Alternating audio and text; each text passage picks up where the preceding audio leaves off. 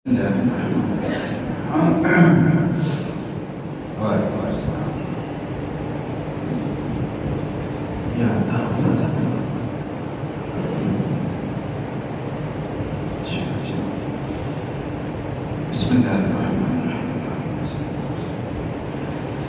لله رب العالمين والعاقبة للمتقين والصلاة والسلام على سيد الأنبياء والمرسلين وعلى آله وأصحابه ومن تبعهم بإحسان إلى يوم الدين. اللهم صل على روح محمد في الأرواح وصل على جسد محمد في الأجساد وصل على قبر محمد في القبور. رب اشرح لي صدري ويسر لي أمري واحلل عقدة من لساني يفقهوا قولي. سبحان ربك رب العزة عما يصفون وسلام على المرسلين والحمد لله رب العالمين. گزشتہ نشست میں سورۃ الممتحنہ کے مضامین مکمل کیے گئے تھے. سورۃ الممتحنہ کے بعد قرآن کریم کی جو سورہ مبارکہ ہے اس کا نام ہے سورہ الصف. اس سورت کے اندر چونکہ جہاد اور قتال کے لیے صف بندی کا تذکرہ موجود ہے، اس مناسبت سے اس سورت کا نام سورۃ الصف رکھا گیا. گزشتہ سورتوں کے ساتھ اس کا ربط جو مفسرین نے بیان فرمایا ہے، فرماتے ہیں کہ سورۃ الحشر کے آخر میں اللہ تعالیٰ نے دو طبقات کا ذکر فرمایا تھا، ایک حزب اللہ اور ایک حزب الشیطان، یعنی ایک اللہ کی جماعت اور ایک شیطان کی جماعت. تو جو اللہ کی جماعت تھی اس کے مطابق تو یہ وعدہ فرمایا کہ یہ کامیاب لوگ ہیں، اور جو شیطان کی جماعت یا جو شیطان کا گروہ تھا اس کے مطابق فرمایا کہ یہ ناکام اور خسارے والے لوگ ہیں. تو فرماتے ہیں علماء کرام کہ جو حزب اللہ ہے نا، یعنی جو کامیاب طبقہ ہے، اس کی کامیابی کے لیے دو بنیادی شرائط ذکر کی گئی، ایک سورہ ممتحنہ میں اور ایک یہاں پر سورۃ الصف میں. سورہ ممتحنہ کے مضامین اگر آپ حضرات کو یاد ہوں تو اس میں بنیادی اصول کیا ذکر کیا گیا تھا کہ کفار کے ساتھ دوستی اور محبت کا تعلق قائم نہیں رکھنا. تو فرمایا کہ پہلی شرط یہ ہے کہ اگر اللہ کا طبقہ، اللہ کی جماعت، اللہ کا گروہ یہ چاہتا ہے کہ وہ کامیاب ہو تو اس کی پہلی شرط یہ ہے کہ کفار کے ساتھ محبت اور دوستی کا تعلق نہیں رکھنا. اب اس میں دو طرح کے کفار ہیں. ایک تو وہ کفار ہیں جو مسلمانوں سے ان کے مقابلے میں جنگ کرنے کے لیے آ جاتے ہیں، لڑنے کے لیے آ جاتے ہیں. فرمایا کہ ان سے تو کسی بھی قسم کا تعلق روا رکھنا جائز نہیں ہے، بلکہ اگر وہ لڑنے کے لیے آئیں تو تم بھی ان سے لڑو.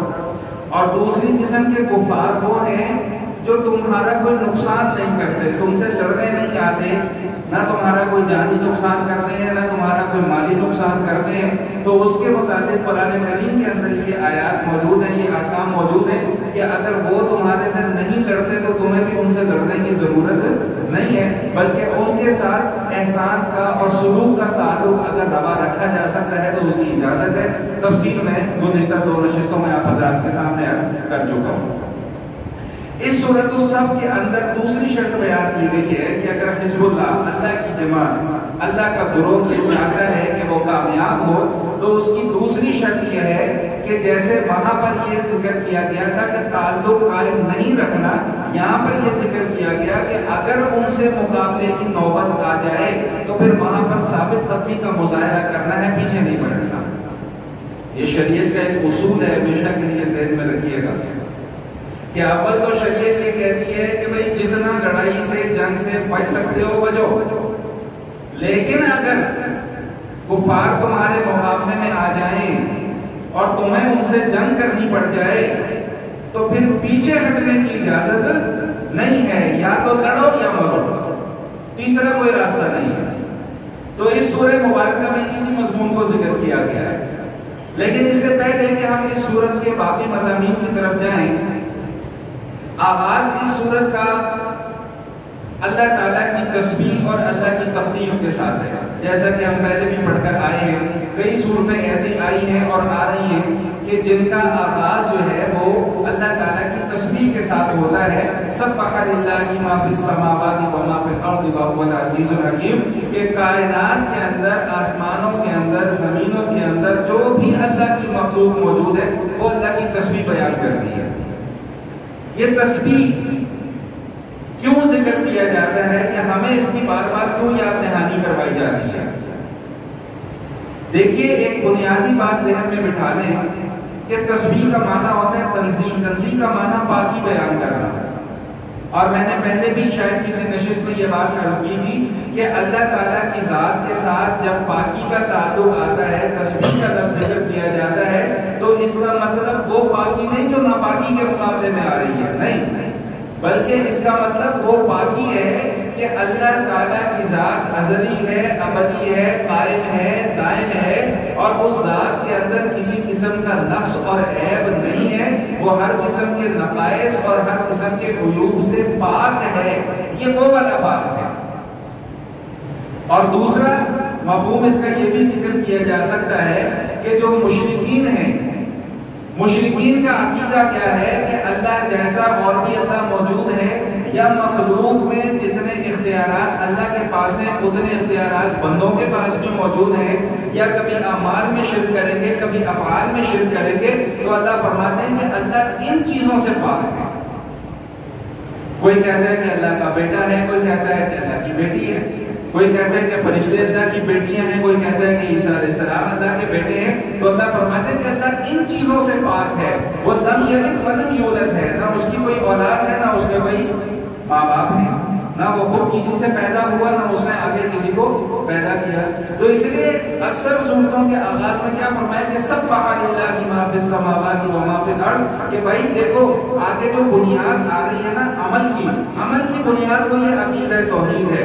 اگر عقیدہ توحید درست ہوگا تو تمہارے باقی آنے والے اعمال بھی درست ہوں گے۔ اگر خدا نہ خواستہ عقیدہ توحید کے اندر کوئی گڑبڑ آ گئی تو تمہارے باقی آنے والے اعمال بھی ضائع ہو جائیں گے، ان کی کوئی حیثیت باقی نہیں رہے گی۔ تو اس لیے اللہ تعالیٰ بار بار اپنی توحید کا اعلان فرماتے ہیں۔ اب آ جاتے ہیں ذرا اس سورت کے مضامین کی طرف۔ اس سورت کا آغاز اس مضمون کے ساتھ ہو رہا ہے کہ یا ایھا الذین آمنوا لم تقولون ما لا تفعلون کبر مقتا عند اللہ ان تقولوا ما لا تفعلون، کہ اے اہل ایمان جو کہتے ہو وہ کرتے کیوں نہیں؟ اور اللہ کے نزدیک سب سے ناپسندیدہ بات یہ ہے کہ بندہ جو کہہ رہا ہے اس کے اوپر عمل نہ کر رہا ہو۔ اس مضمون کو ذرا توجہ کے ساتھ جو ہے وہ سماعت فرما لیں۔ پہلے اس کا پس منظر سمجھ لیتے ہیں، اس کا شان نزول یا پس منظر جو ہے وہ سمجھ لیتے ہیں کہ عبداللہ بن سلام رضی اللہ تعالیٰ عنہ فرماتے ہیں کہ ہم چند صحابہ آپس میں بیٹھے ہوئے گفتگو کر رہے تھے، اور ہماری گفتگو اس مضمون پر تھی کہ اگر ہمیں یہ پتہ چل جائے کہ اللہ کو سب سے زیادہ محبوب عمل کون سا ہے، یعنی اللہ کو سب سے زیادہ پسندیدہ عمل اللہ کی نظر میں کون سا ہے، تو ہم اس پر عمل کرنے والے بن جائیں گے۔ اور ساتھ ساتھ یہ بھی فرماتے ہیں کہ ابھی یہ بات ہم نے حضور علیہ السلام کے پاس کوئی بندہ بھجوایا نہیں یہ بات پوچھنے کے لیے، یا ہم خود چل کر حضور علیہ السلام کے پاس نہیں گئے۔ ادھر نبی علیہ السلام پر یہ آیات نازل ہو گئی، تو حضور علیہ السلام نے یہ عبداللہ بن سلام رضی اللہ تعالیٰ کو اور ان کے ساتھ جو چند افراد بیٹھے ہوئے یہ گفتگو فرما رہے تھے ان سب کو بلوا دیا اور نام لے کر بلوایا اور فرمایا کہ بھائی تم لوگ آپس میں یہ بات کر رہے تھے کہ اللہ کو کے نزدیک پسندیدہ عمل کون سا ہے، اگر ہمیں وہ پتہ چل جائے تو ہم عمل کرنے والے بن جائیں۔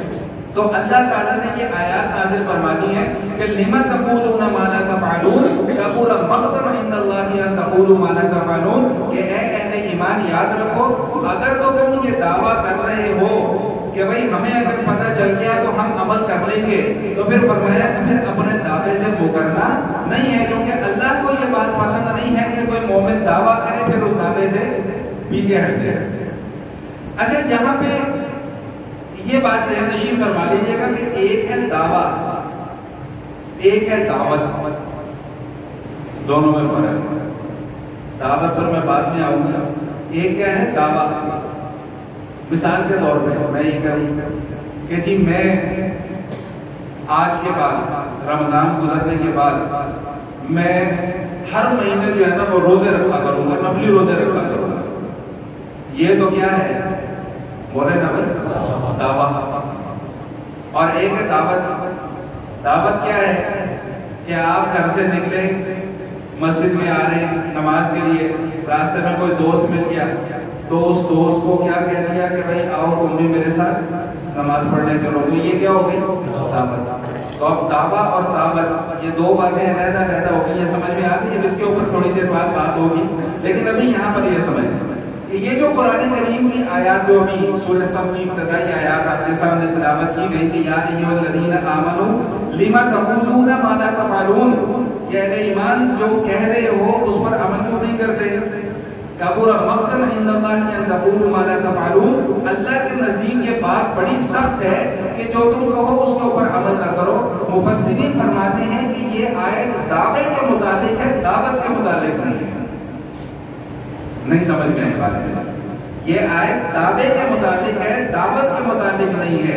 یعنی یہ آیت اس مسئلے کے متعلق نہیں ہے کہ کوئی کسی کو دعوت دے پھر اس کے اوپر عمل نہ کرے.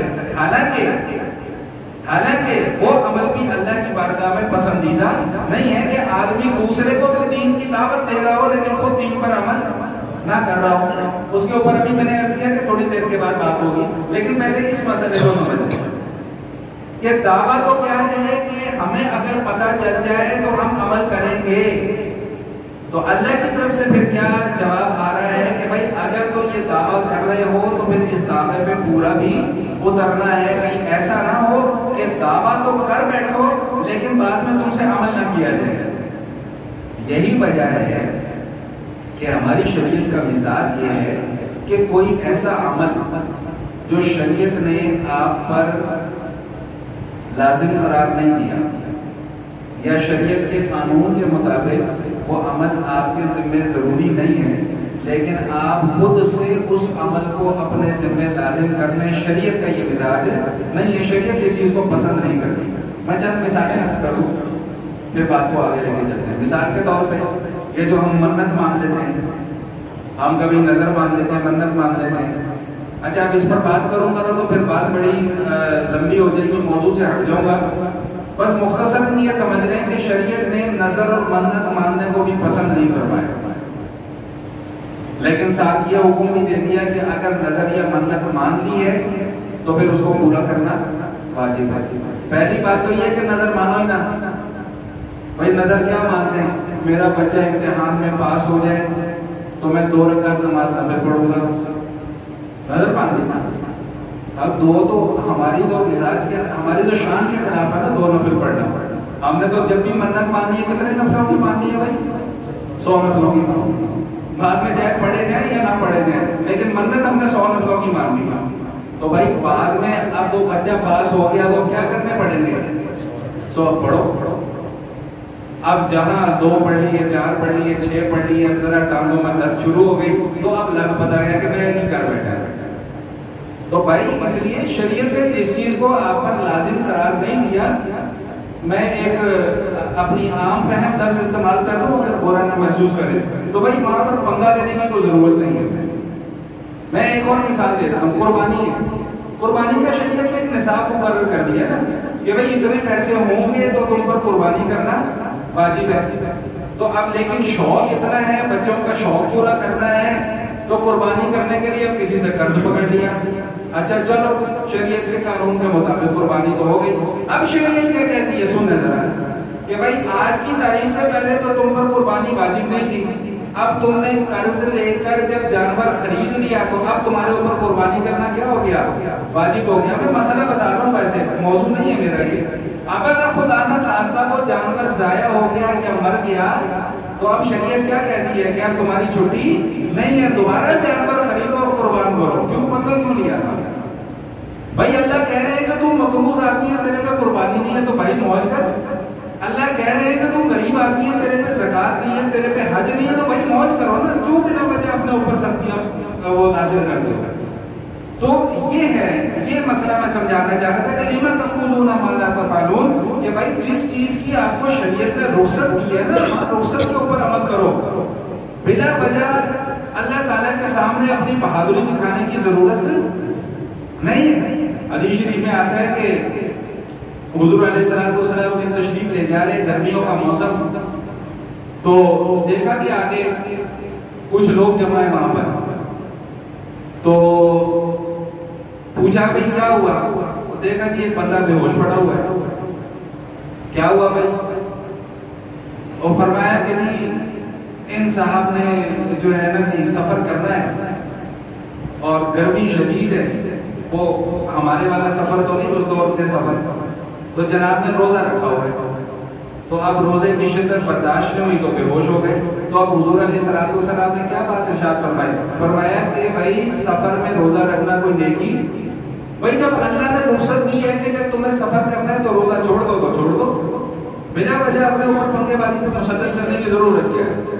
اسی طرح ایک اور حدیث میں آتا ہے کہ حج کا موسم تھا، تو ایک صاحب کو دیکھا کہ وہ اپنے لڑکوں کے کندھے کے سہارے جو ہے نا گھسٹتے ہوئے جا رہے، چلا جا نہیں رہا.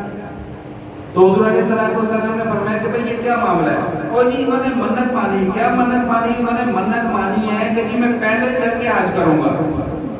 تو حضور علیہ السلام نے فرمایا کہ کوئی اللہ کے اوپر احسان نہیں کرتے، سواری پر سوار کراؤ اور جاؤ جا کے حج کرواؤ. یہ ہمارے بھی ٹرینڈ چل رہا ہے کہ پیدل چل کے حج کرنے جا رہے ہیں. بھائی ٹھیک ہے تمہارا جذبہ ہے، بڑی اچھی بات ہے، لیکن یہ کوئی اللہ کے اوپر احسان نہیں ہے. اللہ نے سواری کی سہولت دی ہے، سواری پہ جاؤ جا کے حج کرو، اللہ تعالیٰ سے تو کہ اللہ کے اوپر احسان تھوڑی کر رہے پیدل حج کر کے. تو بھائی نہیں، میری بات نہیں سمجھ میں آ رہی سب کو، آگے ہی سمجھ سب. ایک دو مثالیں اور عرض کر دوں. 3 صحابہ کرام نبی علیہ السلام کی خدمت کو امی عائشہ صدیقہ رضی اللہ تعالیٰ عنہ کی خدمت میں حاضر ہوئے اور آ کر انہوں نے پوچھنا چاہا کہ ہمیں یہ پتہ چل جائے کہ نبی کریم علیہ الصلوۃ والتسلیم کے عبادت کے کیا معمولات ہیں. دیکھیں حضور علیہ السلام کی 2 طرح کی زندگی ہے. ایک زندگی وہ ہے جو جلوت کی زندگی ہے. جلوت کی زندگی سے مراد کہ حضور علیہ السلام صحابہ کے درمیان میں اٹھ رہے ہیں، بیٹھ رہے ہیں، چل رہے ہیں، پھر رہے ہیں، کھا رہے ہیں، پی رہے ہیں، وہ سارے صحابہ حضور کی اس زندگی کو دیکھ رہے ہیں. لیکن ایک حضور کی زندگی ہے خلوت کی زندگی. خلوت کی زندگی کون سی؟ جو حضور کی پرائیویٹ لائف ہے، حضور کی اپنے گھر کی زندگی. تو گھر کی زندگی گھر والے بتائیں گے کہ باہر والے بتائیں گے؟ بولے نا بھائی، کون بتائے گا؟ گھر والے بتائیں گے نا. تو گھر والوں میں امی عائشہ کا جو مقام ہے وہ سب سے اونچا ہے. تو صحابہ کس سے پوچھنے کے لیے جا رہے ہیں؟ امی عائشہ سے، کیونکہ وہ گھر والی ہیں. ایک اور لفظ استعمال کرتا ہوں، سمجھنے والے بات سمجھ جائیں گے، وہ اہل بیت ہیں. بھائی نہیں سمجھ میں آئی بات؟ امی عائشہ کیا ہے بھائی؟ سب بولیں اہل بیت. آپ سے کوئی پوچھے کہ بھائی قاری ابرار صاحب آپ کا کیا حال ہے، آپ کیا کہیں گے؟ جی میں ٹھیک ہوں. اور پوچھیں کہ آپ کے گھر والے ٹھیک ہیں؟ گھر والے، تو گھر والوں سے قاری ابرار صاحب کون مراد لیں گے؟ اپنے بہن بھائی کے اپنے بیوی بچے؟ بیوی بچے. تو گھر والے کون ہوتے ہیں بھائی؟ بچے بھی اور بیوی بھی. بس سمجھنے والے بات سمجھ کے میں زیادہ تفصیل میں نہیں جا رہا. تو اب جو گھر کی زندگی ہے وہ گھر والے بتائیں گے. تو صحابہ کرام امی عائشہ کے پاس گئے رضی اللہ تعالیٰ عنہ کہ آپ ہمیں حضور علیہ السلام کے کچھ معمولات زندگی جو آپ کے گھر کے معاملات ہیں وہ ہمیں بتائیں تاکہ ہم اس کے مطابق ذرا عمل کرنا شروع کر دیں.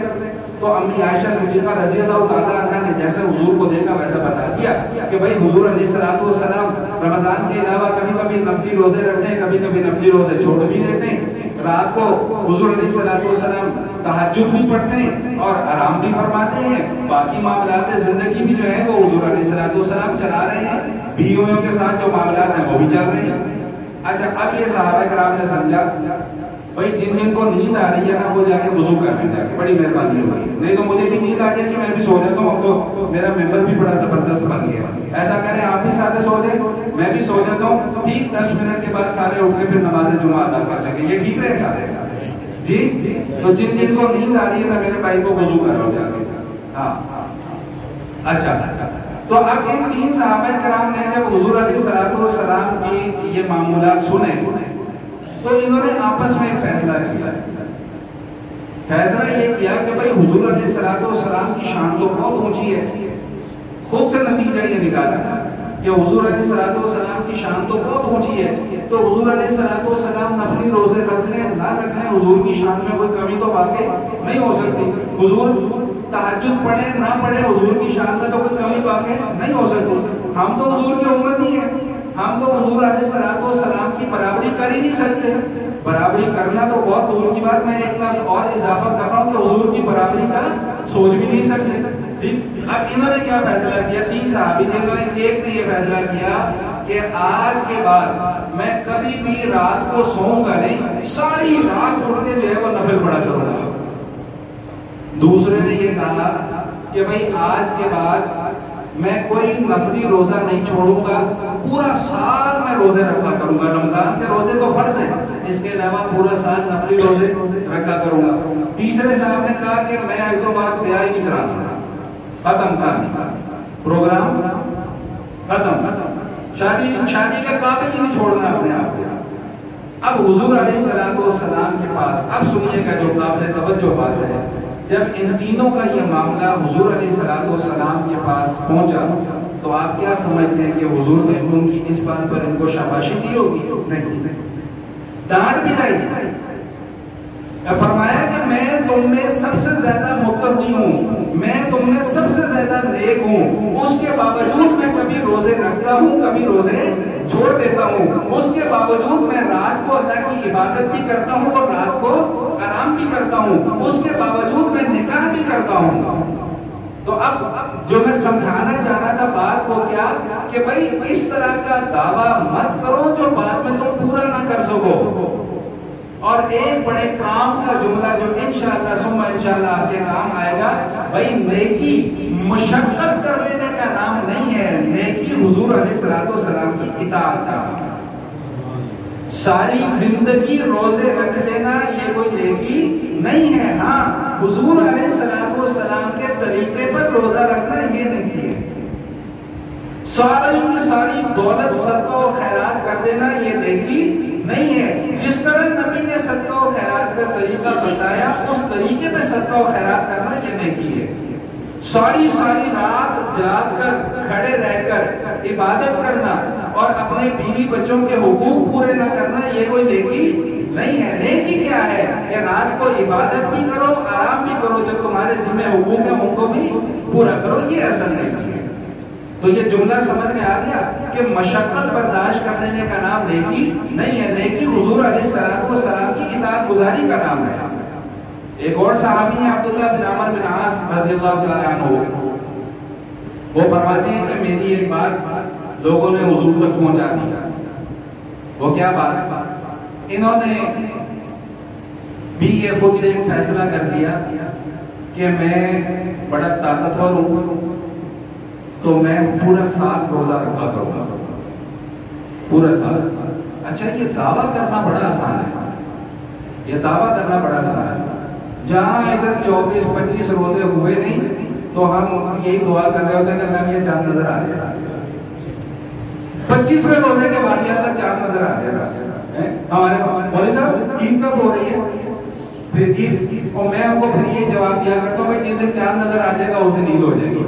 اب میرے اختیار میں تو نہیں ہے نا کہ میں 3 دن پہلے چاند، بس وہ چونکہ روزے رکھ کے اب حالت خراب ہو گئی ہے، تو اس لیے بار بار میں یہ عرض کر رہا ہوں کہ بھائی شریعت کے معاملات میں، دین کے معاملات میں کبھی بھی کوئی ایسا دعویٰ نہ کرو جو بعد میں پورا نہ کر سکو۔ تو یہ عبداللہ بن عمرو بن عاص رضی اللہ تعالیٰ عنہ فرماتے ہیں کہ میری ایک بات لوگوں نے حضور تک پہنچا دی، وہ بات کیا تھی؟ انہوں نے بھی یہ دعویٰ کیا کہ جی میں پورا سال روزہ رکھا کروں گا۔ حضور علیہ الصلوۃ والسلام نے لائن نازل کر دیا، آ جاؤ، ہاں بھائی کیا پورا سال روزہ رکھنے کا ارادہ؟ جی پورا سال، بڑی طاقت ہے، رکھ سکتا ہوں۔ حضور نے فرمایا نہ، ایسا نہ کرو، ایسا کیا کرو کہ مہینے میں 3 روزے رکھ لیا کرو۔ بھائی چاند کی 13، 14 اور 15 تاریخ ایام 20 یہ روزے رکھنا سنت ہے۔ تو حضور علیہ الصلوۃ والسلام نے کیا فرمایا کہ بھائی ہر مہینے میں 3 روزے، پورا مہینہ نہیں، ہر مہینے میں 3 روزے رکھو اور رمضان کے فرض روزے رکھو، تمہیں پورے سال کے روزوں کا ثواب ملے گا۔ میں کہا نہیں یا رسول اللہ، بڑی طاقت ہے، بڑی طاقت ہے، میں اس سے زیادہ روزے رکھ سکتا ہوں۔ تو حضور علیہ السلام نے فرمایا کہ اچھا اگر بہت ہی جذبہ ہے، بہت زیادہ طاقت ہے، تو ایسا کیا کرو، ایک دن روزہ رکھ لیا کرو اور 2 دن روزہ چھوڑ دیا کرو۔ نہیں یا رسول اللہ، اس سے بھی زیادہ طاقت ہے، اس سے بھی زیادہ رکھ سکتا ہوں۔ تو فرمایا کہ اچھا بھائی پھر ایسا کیا کرو کہ صوم تبوکی رکھ لیا کرو۔ اب یہ صوم تبوکی کیا ہے کہ بھائی ایک دن روزہ رکھو، ایک دن روزہ، بھائی رمضان کے روزوں کی بات نہیں کر رہا، جو بعد میں آنے والے ہیں وہ چاہے بعد جا کے کہیں آج مولوی صاحب سے نیا فتویٰ سن کے آ رہے ہیں کہ ایک دن روزہ رکھو، ایک دن روزہ چھوڑ دو۔ ہمارے یہ بڑی مصیبت ہے نا، آدھی بات سن دے اور باہر جا کے جو ہے نا وہ معاملہ نیا شروع ہو جائے۔ بھائی نفلی روزوں کی بات ہو رہی ہے، تو فرمایا کہ بھی صوم تبوکی رکھ لو، ایک دن روزہ رکھ لیا کرو، ایک دن روزہ چھوڑ دیا کرو۔ نہیں یا رسول اللہ، میرے پاس اس سے بھی زیادہ طاقت ہے، میں روز روزے رکھ سکتا ہوں۔ حضور علیہ السلام نے فرمایا کہ اس سے زیادہ بہتر روزہ کوئی اور روزہ نہیں ہو سکتا۔ اور ایک اور حدیث بھی آپ کو سنا دوں کہ حضور علیہ السلام سے پوچھا گیا کہ یا رسول اللہ، اگر کوئی روزانہ ہی روزے رکھتا ہے، کوئی پورا مہینہ پورا سال روزے رکھتا ہے، تو حضور علیہ السلام نے فرمایا کہ لا صام ولا افطر، بھائی اس کا نہ روزہ ہوا نہ کوئی افطاری ہو، کوئی ثواب نہیں۔ اور کہاں حدیث میں آتا ہے کہ ایک روزہ رکھو تو اتنا ثواب، اتنا ثواب، اتنا ثواب، اتنا ثواب۔ اب میرے جیسا کوئی ان پڑھ جاہل یہ سوچے کہ بھائی ایک روزہ رکھنے کا اتنا ثواب، تو پورے سال کے روزے رکھنے کا کتنا ثواب ہوگا؟ چلو آج سے ہم پورے سال کے روزہ رکھنا شروع کر دیتے ہیں۔ تو حضور نے کیا فرما دیا کہ ایسے روزے کا پھر کوئی ثواب نہیں ہوگا۔ تو اصل نقطہ جو میں سمجھانا چاہ رہا تھا وہ کیا سمجھانا چاہ رہا تھا کہ بھائی نیکی اپنے آپ کو مشقت میں ڈالنے کا نام نہیں ہے، نیکی حضور علیہ السلام کے طریقے پہ چلنے کا نام ہے۔ تو یہ عبداللہ بن جو عمر بن عاص رضی اللہ تعالیٰ عنہ، حضور علیہ السلام نے ان کو فرمایا کہ نہیں بھائی صوم تبوکی سے زیادہ بہتر کوئی روزہ نہیں ہوتا، یعنی ایک دن روزہ رکھو، ایک دن روزہ چھوڑو۔ ایک روایت میری نظر میں گزری تھی کہ جس میں ان کے بڑھاپے کے احوال لکھے ہوئے تھے، تو اس میں وہ خود فرماتے ہیں کہ کاش میں اس وقت حضور کی بات مان لیتا۔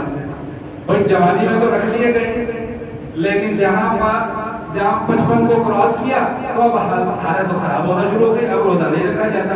تو ہمارا گفتگو ہماری کہاں سے شروع ہوئی تھی کہ بھائی یا ایھا الذین آمنوا لما تقولون ما لا تفعلون، کہ اے اہل ایمان ایسی بات زبان سے نہ نکالا کرو کہ جس کے اوپر بعد میں عمل نہ کر سکو۔ تو آغاز میں نے کیا بات عرض کی تھی کہ بھائی ایک ہوتا ہے دعویٰ اور ایک ہوتی ہے کیا بھائی دعوت۔ تو یہ دعوے کے متعلق تو گفتگو ہو گئی، دعوت کے متعلق بھی تھوڑی سی گفتگو سے بات کروا دیجیے کہ حضور علیہ السلام نے ہمارے دین کا، ہماری شریعت کا مزاج کیا ہے۔ ایک مزاج تو میں نے یہ عرض کر دیا کہ بھائی منہ سے بڑا بول نہ نکالو کہ جس کو بعد میں پورا نہ کر سکو، اور دوسرا مزاج کیا ہے، دوسرا مزاج شریعت کا یہ ہے کہ بھائی کہ جس چیز کی لوگوں کو دعوت دے رہے ہو نا اس کے اوپر خود بھی پہلے عمل کرنے والے بن جاؤ، اس کے اوپر خود بھی عمل کرو۔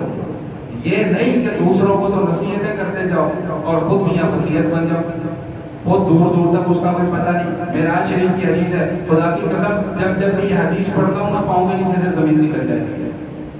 جب بھی حدیث بیان کی ہے، جب بھی حدیث پڑھی ہے، جب بھی حدیث سنی ہے، جب بھی حدیث سنائی ہے، پاؤں کے نیچے سے زمین نکل جاتی ہے۔ حضور علیہ السلام کیا ارشاد فرماتے ہیں؟ فرمایا کہ معراج کے سفر میں مجھے ایک قوم دکھائی گئی، وہ قوم ایسی تھی کہ جن کے ہونٹ کینچیوں سے کاٹے جا رہے تھے۔ میں نے جبریل سے پوچھا کہ یہ کون لوگ ہیں؟ فرمایا کہ یا رسول اللہ صلی اللہ علیہ وسلم یہ آپ کی امت کے واعظین ہیں، آپ کی امت کے خطباء ہیں، جو ممبروں پر بیٹھ کر چوڑے ہو کر خوب لمبی لمبی تقریریں جھاڑا کرتے تھے، لیکن یا رسول اللہ جب عمل کرنے کی باری آتی تھی تو عمل زیرو۔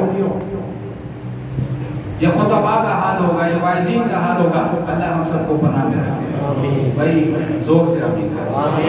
اپنے لیے دعائیں کرواتے ہو تو بھرپور طریقے سے آمین، جب ہم اپنے لیے دعا کر رہے ہیں تو کوئی آمین نہیں، تو آمین بول دو کہ اللہ ہمیں بھی عمل کی توفیق عطا، جو کچھ ہم بولیں اللہ ہمیں سب سے پہلے اس پر عمل کرنے کی توفیق عطا۔ تو بھائی بات کیا چل رہی ہے کہ ایک ہوتی ہے دعوت، ایک ہوتی ہے دعوت۔ تو دعوت کرنے والوں کی پکڑ بھی اتنی شدید ہے، لیکن یہاں پہ یہ بات بات اچھے طریقے سے سمجھ لیجیے کہ کوئی آدمی دعوت کا کام یہ سوچ کر نہ چھوڑ دے کہ میں تو بالکل اس کے اوپر عمل نہیں کر رہا. نہیں, دعوت دینا ایک علیحدہ کام ہے اور خود اس کے اوپر عمل کرنا یہ علیحدہ کام ہے, جسے ہم کیا کہتے ہیں امر بالمعروف اور نہی عن المنکر. بھائی امر بالمعروف بھی کرنا پڑے گا, نہی عن المنکر بھی کرنا پڑے گا, اگرچہ ابھی خود اس کے اوپر عمل کرنا شروع کیا ہے یا نہیں کیا, لیکن کم از کم ایک کام تو کرو نا, ایک کام تو کرو نا. دو ذمہ داریاں ہیں نا, تو کم از کم ایک ذمہ داری تو پوری کرو نا. جب ایک ذمہ داری پوری کرنے لوگوں کے تو انشاءاللہ ثم انشاءاللہ اس کی برکت سے اللہ دوسری ذمہ داری بھی کیا کروا دیں گے بھائی, پوری کروا دیں گے. تو بھائی گفتگو کہاں سے شروع کی تھی؟ یا ایھا الذین آمنوا لما تقولون ما لا تفعلون, کہ اے اہل ایمان جو کچھ تم کہہ رہے ہو اس کے اوپر عمل بھی کیا کرو. کبر مقتا عند اللہ ان تقولوا ما لا تفعلون. اللہ کے نزدیک سب سے ناپسندیدہ بات کیا ہے کہ بندہ اپنی زبان سے کوئی بات نکالے لیکن اس کے اوپر پھر عمل نہ کرے. تو شان نزول کیا آپ کو بیان کیا تھا کہ چند صحابہ نے کیا بات کی کہ اگر ہمیں سب سے پسندیدہ عمل پتہ چل جائے کہ اللہ کی نظر میں سب سے پسندیدہ عمل کیا ہے تو ہم اس کے اوپر عمل کرنے والے بن جائیں. وہ آ رہے ہیں آگے سب سے پسندیدہ عمل. بھائی یہ جو پسندیدہ عمل ہے نا, یہ میرے اور آپ کے مزاج کے خلاف ہے. نہیں سمجھ میں آئی بات؟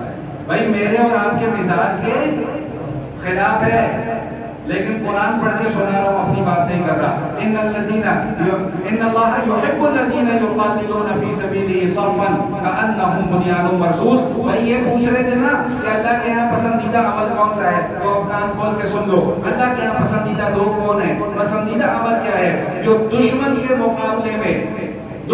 مقابلے میں صف بندی کر کے کھڑے ہوتے ہیں اور ایسے کھڑے ہوتے ہیں کہ ان کے سامنے سیسا پھیلائی ہوئی دیوار بن جاتے ہیں. اللہ فرما رہے ہیں کہ میرے نزدیک سب سے پسندیدہ عمل ہے.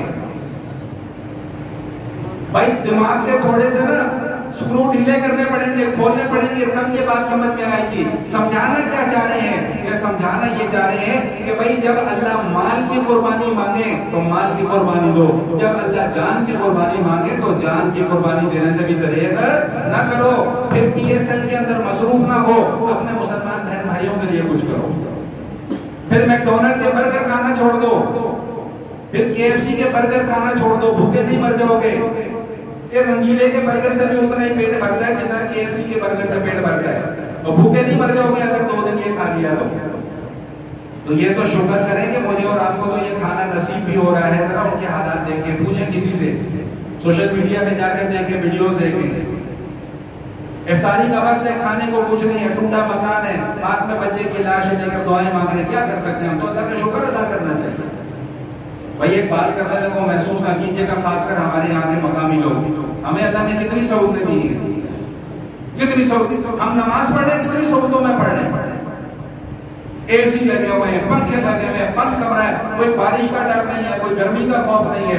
اللہ پاک نے کتنی سہولتیں دی ہیں. صبح سحری میں اٹھ رہے ہیں, 2 پراٹھے پاڑ رہے ہیں, 3 پراٹھے دیسی گھی والے کھا رہے ہیں, کوئی ٹینشن نہیں ہے. روزہ جب افطار کر رہے ہیں, کھجور بھی میسر ہے, پکوڑے بھی میسر ہے, ملک شیک بھی میسر ہے, سموسے بھی میسر ہیں. دنیا کی ہر نعمت ہمارے دسترخوان پر موجود ہوتی ہے. اس کے باوجود اگر ہم اللہ تعالیٰ کے احکامات کی ناقدری کریں تو یاد رکھیے گا, میں ایک جملہ زبان سے نکالنے لگا ہوں, اللہ کرے کہ بات ہماری سمجھ میں آ جائے, کہ کل ہمارے ان مسلمان بھائیوں کا ہاتھ ہوگا اور میرا اور آپ کا گریبان ہوگا. انہوں نے ہم سے پوچھنا ہے ہم سے, وہ جو چھوٹے چھوٹے بچے ہیں نا, 32,000 بچے, چھوٹے چھوٹے نومولود نابالغ بچے, انہوں نے میرا اور آپ کا گریبان پکڑنا ہے. انہوں نے قیامت والے دن مجھ سے اور آپ سے پوچھنا ہے کہ مولانا صاحب آپ تو ممبر پر بیٹھ کے بڑی تقریریں کیا کرتے تھے, مولانا صاحب آپ نے کے ایف سی کا برگر کھانا چھوڑا تھا, آپ نے پیپسی پینی چھوڑی تھی, آج کچھ لوگ اٹھ کر بکواس کرتے ہیں جی اس سے کیا ہوتا ہے, اس سے کیا ہوتا ہے. میں کہتا ہوں جی اس سے ایمان تازہ ہوتا ہے, اور کچھ ہو یا نہ ہو کم از کم ایمان تازہ ہوتا ہے. میں کہتا ہوں کہ ہماری مثال اس پرندے کی ہے کہ جب ابراہیم علیہ السلام کو آگ میں جلایا جا رہا تھا نا، تو ایک چھوٹا سا پرندہ اپنی چونچ میں پانی لے کر جا رہا تھا. کسی نے اسے پوچھا کہ وہ نادان پرندے، یہ تیری چونچ کے اندر جو پانی کا ایک چھوٹا سا قطرہ ہے، اس سے کیا ابراہیم کی آگ بجھ سکتی ہے؟ اس نے کہا جانتا ہوں کہ اس سے ابراہیم کی آگ نہیں بجھ سکتی، لیکن میں کم از کم کل اللہ کی بارگاہ میں جب پیش ہوں تو اپنا یہ عمل تو اللہ کی بارگاہ میں پیش کر سکوں. تو میرے اور آپ کے پاس تو بھائی یہ بھی نہیں ہے، میں اور آپ تو اس عمل سے بھی خالی ہیں. تو بہرحال بات کیا کر رہا تھا؟ ان اللہ یحب الذین یقاتلون فی سبیلہ صفا کانہم بنیان مرصوص، کہ بھائی اللہ کے ہاں سب سے پسندیدہ لوگ وہ ہیں جو سیسا ملائی ہوئی دیوار بن کر دشمن کے مقابلے میں کھڑے ہو جاتے ہیں. ایک حدیث اگر اجازت ہو تو سنا تو پھر بات کو ختم کریں. 2 منٹ دے دیں مجھے بس. حدیث میں آتا ہے، مفہوم حدیث شریف کا، کہ 2 طرح کے لوگ ہیں جن کے اوپر اللہ بہت خوش ہوتے ہیں، اللہ ان کو خوش ہو کر دیکھتے ہیں، اللہ ہنستے ہیں ان کے اوپر. فرمایا کہ ایک تو وہ شخص کہ جب رات کو سارے لوگ گہری نیند سو رہے ہوں اور اس وقت وہ شخص اٹھے، وضو کرے اور پھر نماز پڑھے، تو فرمایا کہ اللہ تعالیٰ ایسے بندے کی طرف بڑا خوش ہو کے دیکھتے ہیں. اور دوسری قسم کے وہ لوگ ہیں کہ جن کی طرف اللہ خوش ہو کر دیکھتے ہیں. فرمایا کہ ایک تو وہ لوگ جو نماز کے اندر صف بندی کرتے ہیں صحیح طریقے سے، اللہ ان کی طرف خوش ہو کر دیکھتے ہیں. اور دوسرے وہ لوگ جو جہاد اور قتال میں صف بندی کرتے ہیں، اللہ ان کی طرف خوش ہو کر دیکھتے ہیں. تو صف بندی اللہ کو بڑی پسند ہے. اگر آپ حضرات کو یاد ہو تو گزشتہ جمعے میں بھی میں نے صف بندی کے حوالے سے مسئلہ بیان کیا تھا نا، یاد آ گیا تھا. تو صف بندی کی اللہ کیا بڑی اہمیت ہے. اب وقت بہت زیادہ ہو چکا ہوا ہے، رمضان کا بھی مہینہ ہے، تو چلو اس مضمون کو آئندہ جمعے کے اوپر چھوڑ دیں. تو جہاں پر اب میں بات کو ختم کر رہا ہوں انشاءاللہ زندگی رہی تو یہیں سے دوبارہ اس گفتگو کا آغاز کریں گے. مضمون کا اختتامیہ جو ہے وہ اپنے ذہن میں بٹھا لیں تاکہ آئندہ جمعے پھر اس مضمون کو سمجھنا آسان ہو جائے. تو مضمون کا آج کا اختتامیہ کیا ہے کہ بھائی اللہ کے ہاں صف بندی کی بڑی اہمیت ہے. اب وہ اہمیت کس طریقے میں ہے، کس انداز میں ہے، تو انشاءاللہ بشرط زندگی جہاں پر بات ختم ہو رہی ہے یہیں سے بات کو دوبارہ شروع کریں گے. تو آخر دعوانا الحمدللہ.